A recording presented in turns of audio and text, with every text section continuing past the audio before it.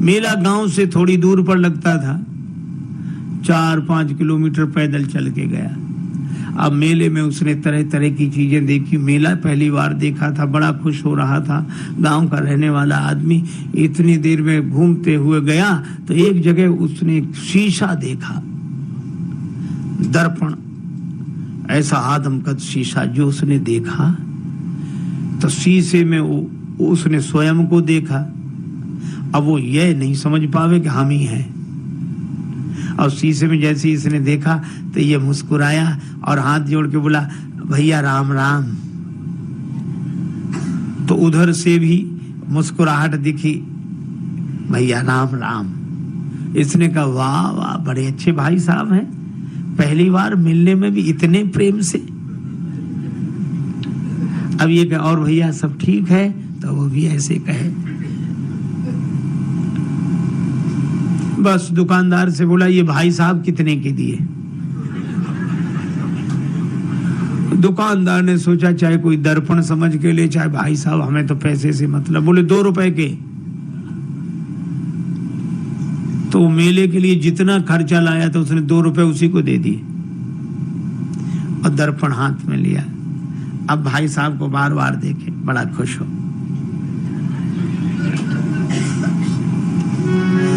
कृषक एक सीसा ले घर आयो, कृषक एक सीसा ले घर आयो, अपनों सो प्रिय साथी पाके हेरी हेरी हर सायो। कृषक एक सीसा ले घर आयो, कृषक एक सीसा ले घर आयो।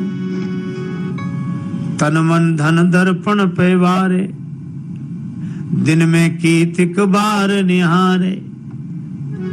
बार बार नतमस्तक है के बैठक में लटकायो। कृषक एक शीशा ले घर, शीशा लेकर आया, बैठक में लटका दिया। अब वो तन मन धन दर्पण पे वारे, दिन में केतिक बार निहारे, अपनों सो प्रिय साथी पाके हेरी हेरी हर्षाए। अब भीतर पत्नी के पास बैठे और थोड़ी देर में गए, अच्छा 1 मिनट रुको, अभी आया। फिर जाए, और भैया अच्छी तरह हो, बढ़िया है।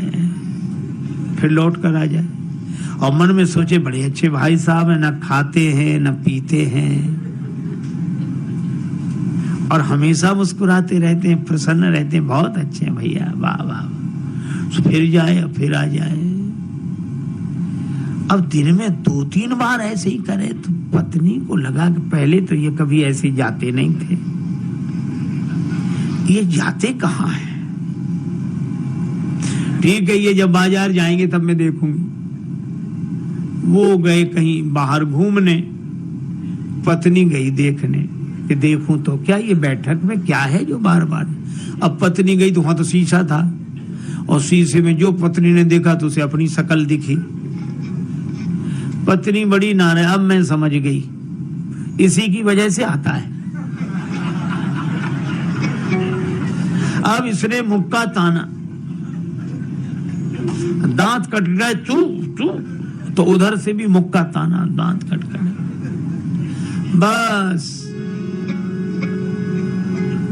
संभ्रम चली आई घरवारी, सन्मुख सुंदर नारी निहारी। आए गई है सौत हमारी, क्रोध हृदय में छायो। कृषक एक शीशा ले घर आए। अब उसको बड़ा क्रोध हमारी सौत को ले आया है, इसी की वजह से आता है। और बस भाग पड़ी, बस मैं न रहूंगी, विष हो या डूब मरूंगी। विष खा लूंगी, मर जाऊंगी, कुएं में गिर जाऊंगी, बस रहूंगी नहीं, मैं तो अभी जाती हूँ, चाहे जो कुछ हो जाए। और रोना शुरू किया तो धाई सास बहू रानी ने कैसो रुदन मचायो। कृषक एक शीशा ले घर आए। उसकी सास दौड़ी, क्या हुआ क्या हुआ बेटी, क्यों रो रही है, बहू क्यों रो रही है?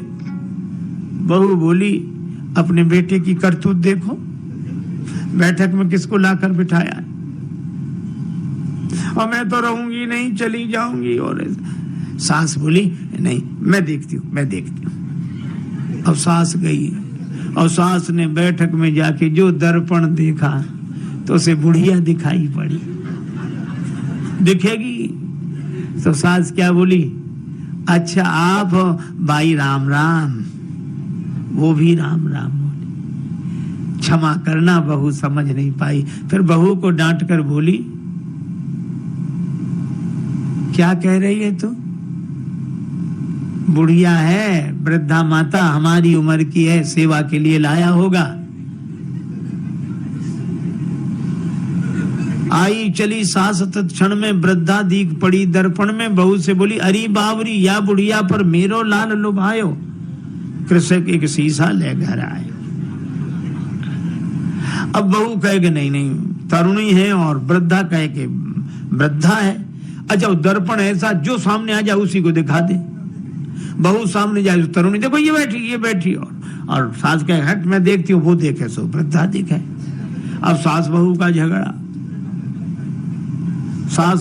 झगड़ा आके ससुर निवारो। ससुर ने कहा क्या है मैं देखता हूं, क्यों ये कलह मचा रखा है। अब ससुर आया, ससुर ने कहा तुम दोनों अलग हो। अब ससुर ने जो देखा दर्पण, तो उसे बूढ़ा आदमी दिखाई पड़ा। तो ससुर बोला, अरे भैया राम राम, आप हो, माफ करना, ये समझती नहीं है। दोनों को फटकारा। दाढ़ी वालों पुरुष देख के दोनों को फटकारो। ससुर बोला ससुर, हरी मूर्खाओ, धर के मानो देह लजाओ, मर न गई तुम नारी पुरुष को भेद समझ ना पायो। तुम स्त्री पुरुष का भेद नहीं समझ सकी। सास कहे नहीं है तो वृद्धा बुढ़िया है। ससुर कहे कि नहीं बूढ़े भाई साहब बैठे, और बहू कहे कि नहीं तरुणी है। अच्छा अब एक बात बताओ, इनमें कौन आदमी गलत बोल रहा है? कोई गलत नहीं बोल रहा है, पर प्रश्न ये कौन सही बोल रहा है? कोई सही नहीं बोल रहा है और कोई गलत नहीं बोल रहा है। इतने में वो व्यक्ति आ गया, गांव में गया था घूमकर। क्या है? मां बोली बैठक में किसको बिठाया है? वो बोला हमारे भाई साहब हैं। बहू बोली भाई साहब है। एक तरुणी को लाकर बिठाया। वृद्धा बोली नहीं वृद्धा है। और ससुर कहे, वो पिता कहे कि नहीं वृद्ध व्यक्ति है। वो कहे नहीं हमारी तरह युवक हैं। अब जो दर्पण के सामने जाए दर्पण उसी का चेहरा दिखा दे। अच्छा अब आप बताओ, शीशा से बनते शुभ दर्शन, तापे मचो घोर संघर्षण। और इसके हाथ में जाए शीशा, उसके हाथ में जाए, इसके हाथ में जाए, और ऐसे हाथों में जाते शीशा गिर गया, टूट कर टुकड़े टुकड़े हो गया। और जैसे ही दर्पण टूट गया तो दो बचे कि एक ही। फिर दूसरा कोई था ही नहीं, न भाई साहब, न तरुणी, न वृद्धा, न वो वृद्ध व्यक्ति। एक ही था और एक ही है और एक ही। देखो कितनी अद्भुत बात। इसी तरह वह एक अद्वैत परमात्मा ही है। प्रेम में वह अनन्यता में एक होकर रहता है, ज्ञान में वह अद्वैत में एक होकर रहता है। ये तो माया के दर्पण के कारण द्वैत की अनुभूति हमें होती है, और हम अपने ही उस चेहरे को एक में दो देख लेते हैं, भाई साहब और ये और वो, सब सारा संसार बन जाता है। लेकिन एक आदमी की अंगूठी खो गई, बड़ा परेशान। एक महात्मा मिले, महाराज मेरी अंगूठी खो गई, आप तो सर्वज्ञ हैं, सब जानते हैं, तो बताएं मेरी अंगूठी कहाँ है, बड़ी कृपा होगी। महात्मा बोले मैं बता दूंगा। तो बताओ महाराज कहाँ रह गई?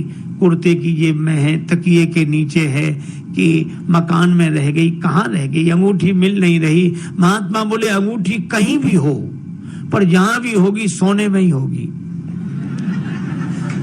अंगूठी सोने से अलग हो ही नहीं सकती। हा? और सच्ची बात है, हम सबसे अलग हो सकते हैं पर भगवान से अलग हो ही नहीं सकते।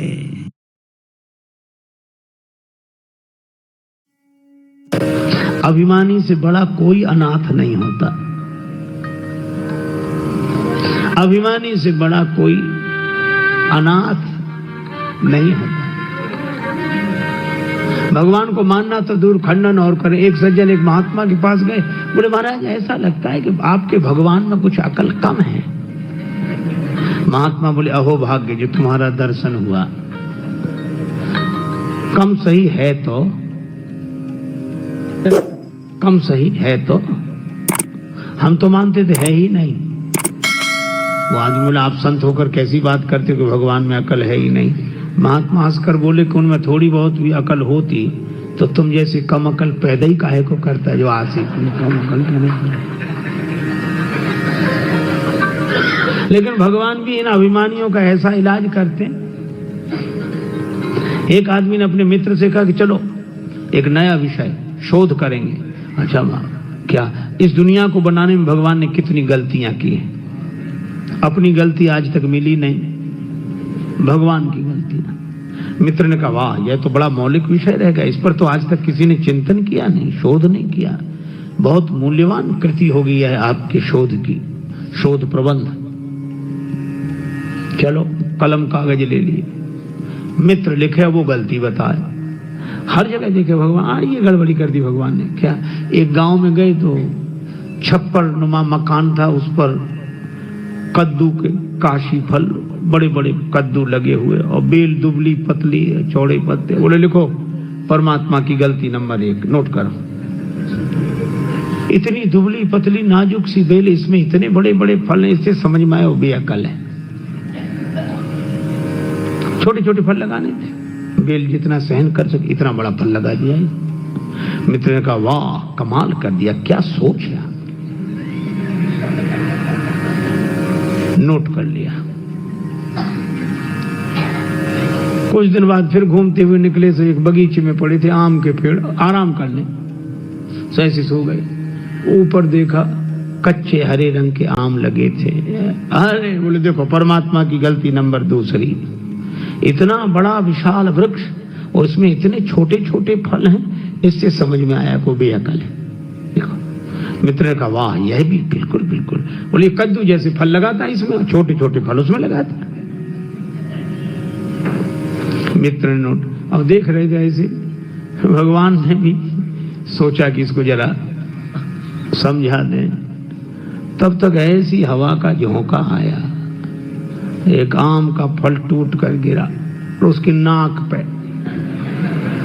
नाक जैसा नाजुक अंग और आम का कच्चा फल पत्थर जैसा कठोर। और आज के जमाने का आदमी, उससे आम की चोट बर्दाश्त नहीं होती तो खास चोट क्या बर्दाश्त हो सके। इतने में ही तो मूर्छित हो गया वो, गिरा आम। अब मित्र का कलम कागज छूट गया, वो पंखा हवा करने लगा।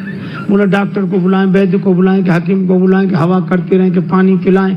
वो आदमी बोला कुछ मत करो, पहले दोनों गलतियां काट दो, एक भी नहीं है। क्यों? बोले भगवान ने अच्छा किया कि इतने बड़े बड़े फल नहीं लगाए इस पेड़ में, नहीं इतने से फल ने तो अधमरा कर दिया, ऊपर से उतना